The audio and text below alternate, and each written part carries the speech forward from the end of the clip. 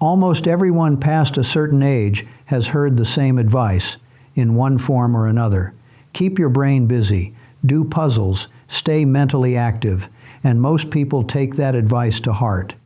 They do their crossword every morning with coffee, maybe a Sudoku book sits on the nightstand, some folks learn a new language or pick up bridge, and these are genuinely good intentions. Nobody should feel foolish for doing any of those things. But here is where things get interesting, and a little bit uncomfortable if we're being honest about it. Because there is a growing body of evidence, serious evidence, from well-designed research suggesting that the kind of mental exercise most older adults rely on may not be protecting them from the specific type of cognitive decline that actually threatens their independence, their safety, their ability to live on their own terms. And meanwhile, a different kind of brain training, one most people have never tried, never even heard of, has shown results in a major clinical trial that are frankly hard to ignore. We'll get into the details, but the point worth sitting with first is this: good intentions and good outcomes are not always the same thing. Sometimes what feels productive and what is actually protective are two quite different activities. That gap deserves a closer look. Let me provide some context here, because the study behind all of this is important enough that it's worth understanding properly. Not just the headline, but the structure. In the late 1990s, the National Institutes of Health began funding what became one of the largest and longest cognitive training trials ever attempted. It was called the Active Study Advanced Cognitive Training for Independent and Vital Elderly. The name itself is telling. The goal was never just about brain games or mental sharpness in some abstract way. The researchers wanted to know whether specific cognitive interventions could help older adults maintain real functional independence. Could they keep managing their own lives? That was the actual question.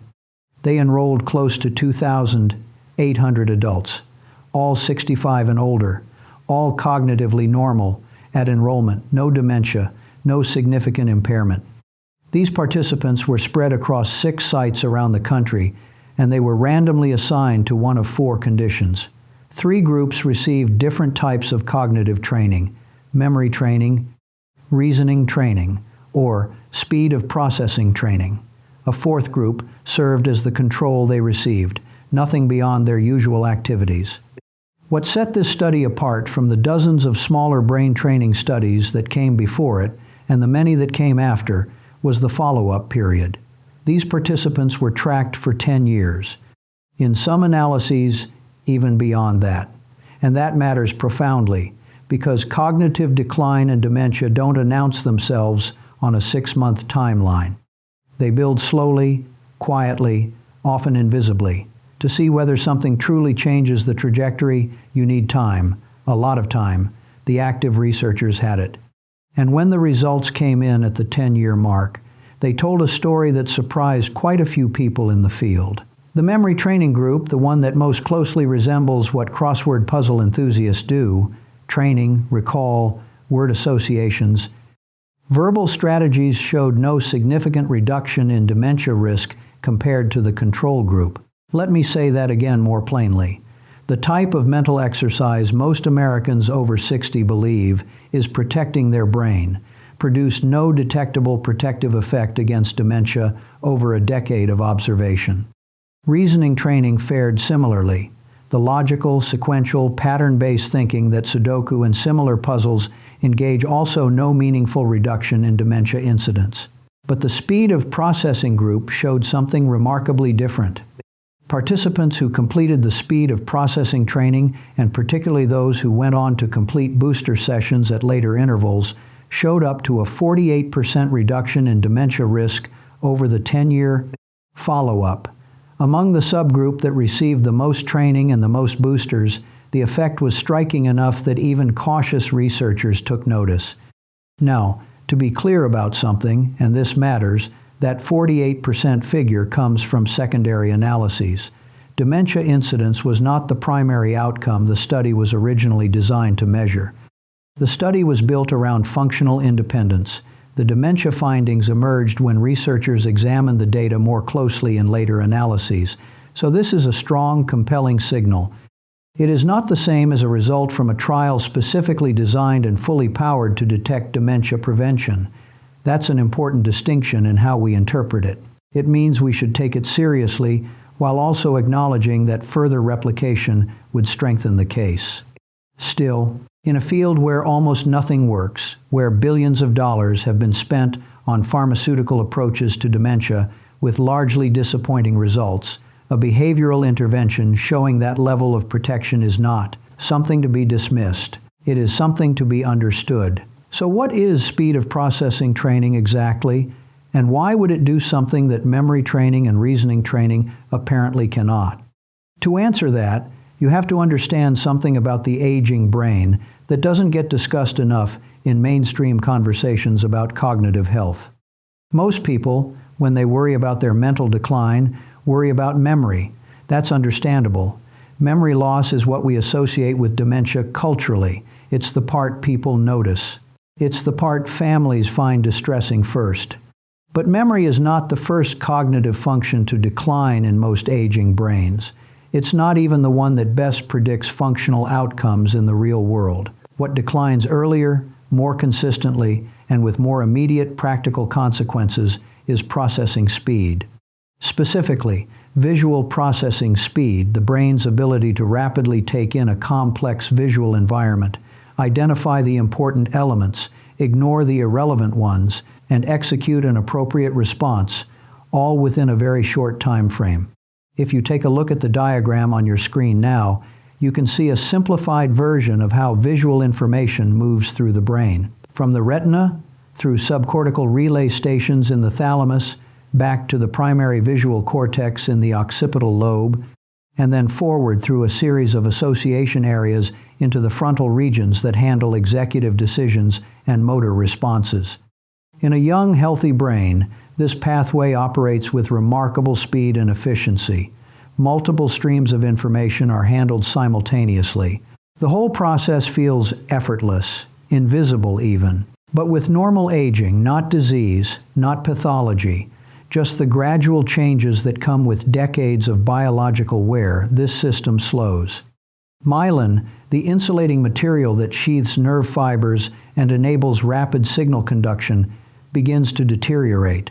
White matter tracts lose integrity. There's increased neural noise, which degrades the clarity of signals. The brain compensates by recruiting additional cortical resources, which is metabolically expensive and still insufficient to maintain youthful processing speeds. The decline begins subtly in the 50s. It accelerates through the 60s.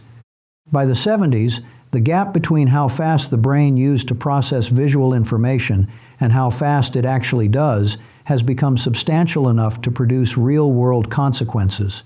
And those consequences are not trivial. Consider a practical example. Picture a 9-year-old woman, let's call her Margaret, though she could be anyone. She's intelligent, well-read, socially engaged. Her vocabulary is excellent. Her memory for faces and facts is still quite good. She completes the newspaper crossword most mornings.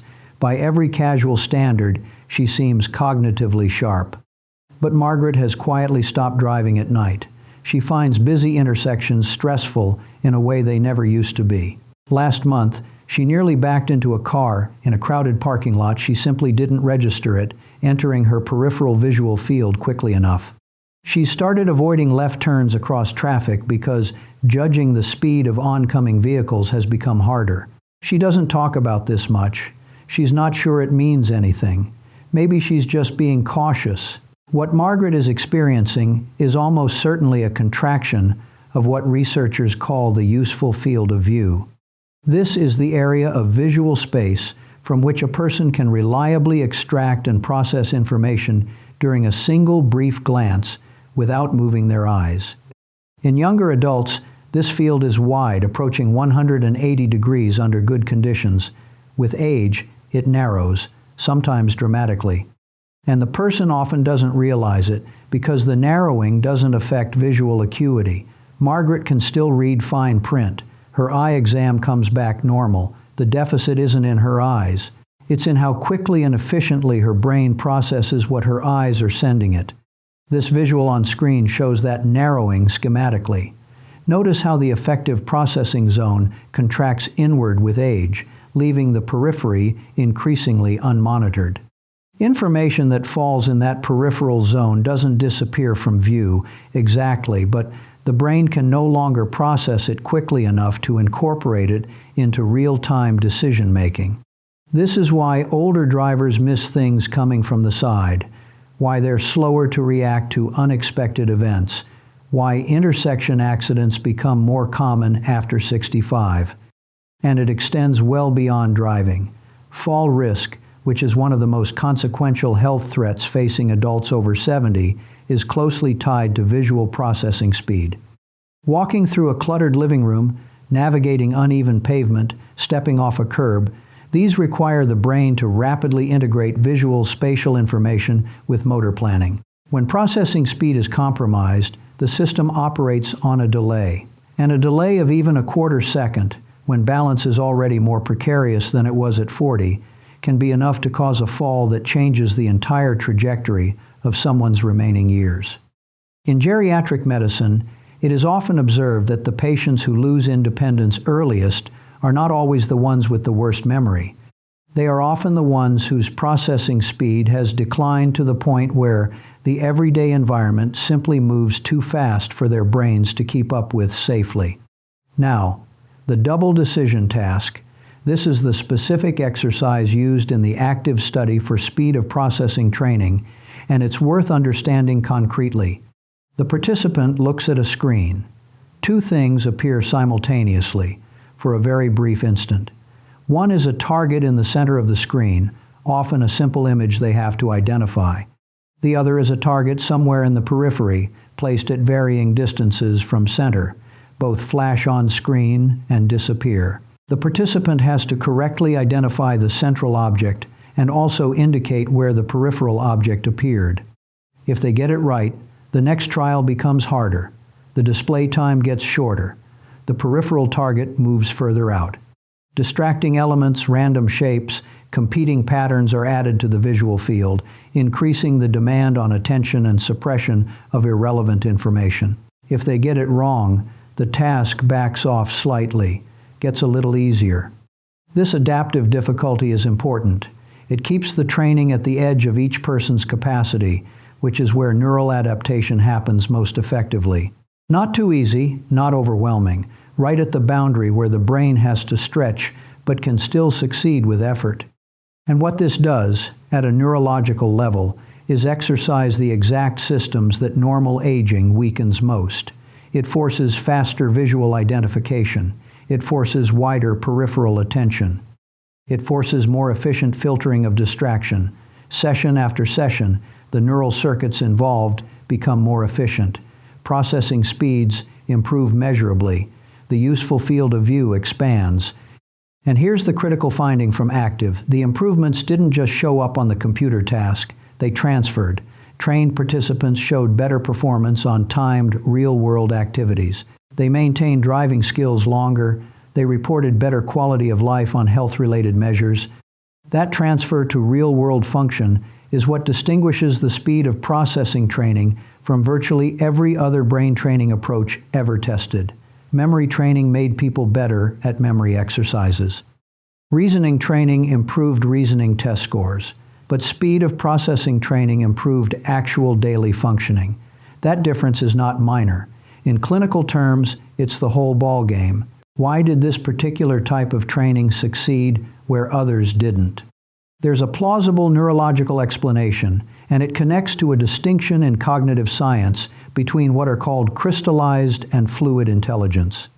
Crystallized intelligence is your accumulated store of knowledge, vocabulary, learned skills, expertise. This form of cognition is remarkably stable in aging. It holds up well into the 70s and often beyond. A well-educated 70-year-old typically has a richer vocabulary and a broader knowledge base than they had at 30. Crossword puzzles tap heavily into crystallized intelligence. So does Scrabble. So does most trivia. They feel mentally challenging, and they are, but they're challenging a cognitive domain that isn't the one under primary threat. Fluid intelligence is different. It refers to the brain's raw processing capacity, how quickly neural networks fire, how efficiently attention is deployed, how rapidly decisions are made under conditions of complexity and time pressure. This is the domain that degrades earliest and most consequentially with normal aging, and this is the domain that speed of processing training specifically targets. Look, when people say they're keeping their brain sharp just by doing a daily crossword, they aren't totally wrong. They are giving their brain a workout. But it's kind of like repainting a room that's already in great shape while the foundation of the whole house is starting to crack right under them. That metaphor isn't perfect, but it captures the essence of the problem. Now, there's a broader health context here that deserves mention, because processing speed doesn't decline in isolation. The brain exists within a body, and that body is changing in multiple ways simultaneously after 60. Sleep quality deteriorates. Slow-wave sleep, the deep, restorative phase that supports neural waste clearance through the glymphatic system, diminishes with age. Many older adults spend adequate hours in bed but get substantially less truly restorative sleep. And poor sleep directly, measurably impairs processing speed the following day, not just subjectively, objectively on timed tasks. Chronic low-grade inflammation increases with age, driven by visceral fat accumulation, insulin resistance, vascular changes, chronic infections including periodontal disease, and a host of other factors.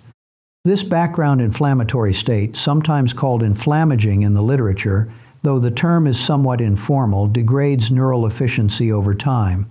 It impairs the integrity of the very white matter tracts that processing speed depends upon. Cardiovascular fitness declines, and with it, cerebral blood flow. The brain receives approximately 15 to 20% of cardiac output. When cardiovascular function diminishes through deconditioning, through poorly managed hypertension, through vascular disease, the brain receives less oxygen and less glucose. Processing speed is among the first cognitive domains to feel that shortage. So while speed of processing training addresses the cognitive dimension directly, it would be misleading to suggest it operates in isolation from these other systems. Long-term research suggests that the greatest benefits likely accrue to individuals who combine targeted cognitive training with the fundamentals regular physical activity, particularly aerobic exercise, reasonable metabolic health, adequate sleep, blood pressure management, and ongoing social engagement, which creates its own form of cognitive demand.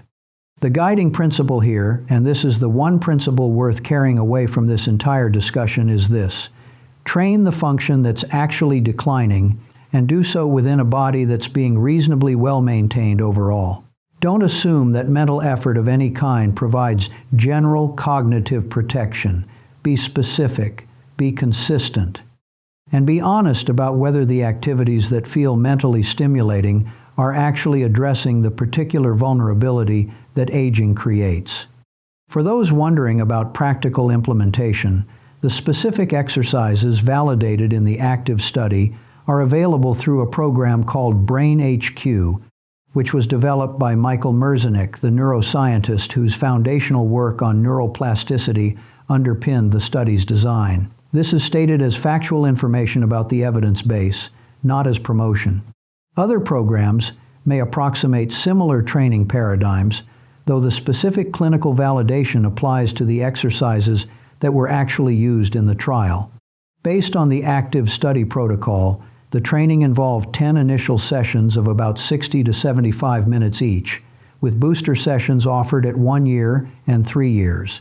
For practical home use, sessions of roughly 15 to 20 minutes, performed 3 to 5 times weekly, appear to represent a reasonable approach consistent with the available evidence. The key factor is consistency. Not intensity in a single sitting, but regularity over months and years. This last visual on your screen illustrates what the research trajectory looked like across the 10-year active follow-up. Notice how both groups show some cognitive decline over time that's expected. That's normal. But the trained group's curve is meaningfully gentler. That space between the two lines represents preserved function. Not a cure for aging, not a reversal of time, but a slowing of a process that, left unaddressed, proceeds on its own schedule without asking permission. There is, inevitably, a question about why this information remains so poorly known despite being published in major journals and presented at major conferences. It's worth addressing honestly. Part of the answer is that the commercial brain training industry overplayed its hand badly. Companies like Lumosity made broad, unsupported claims about cognitive benefits, received substantial fines from the Federal Trade Commission, and created a backlash that swept up all brain training in a wave of justified skepticism. The legitimate findings from ACTIV got caught in that undertow. The public heard brain training doesn't work and stopped distinguishing between what was and wasn't supported by evidence. Many clinicians report frustration with this dynamic. The nuance matters enormously. Most brain training products have no serious clinical evidence behind them. One specific paradigm does. And failing to make that distinction has likely cost people years of functional capacity they might otherwise have preserved. To bring this toward a close, none of what has been discussed here should be interpreted as a guarantee. No intervention prevents dementia with certainty in every individual. Genetics play a role. Vascular health plays a role. Environmental exposures, lifestyle history, biological variability, all of these factors interact in ways that no single intervention can fully override. But the ACTIV study represents the strongest signal currently available in the cognitive training literature. It is the only large, randomized, long-duration trial to show a substantial reduction in dementia incidence associated with a specific behavioral intervention. That is worth knowing. It is worth discussing with one's physician or neuropsychologist, and it is worth considering as part of a broader, thoughtful approach to maintaining cognitive health through the later decades. Small habits, sustained over time, tend to matter more than dramatic interventions attempted briefly. That observation holds across nearly every domain of geriatric health, and it holds here as well. If this discussion has been useful, or if it's shifted how you think about what your brain actually needs as it ages, that's a good outcome. The comments are a fine place for questions and reflections. If you'd like to continue seeing this kind of careful, evidence-grounded discussion, subscribing and sharing does help these conversations reach people who could benefit from hearing them. As always, and this cannot be overstated, bring these ideas to your own medical providers. They know your specific circumstances, your history, your risk factors. General information is a starting point for conversation. It is never a substitute for individualized guidance. Thank you for your attention today.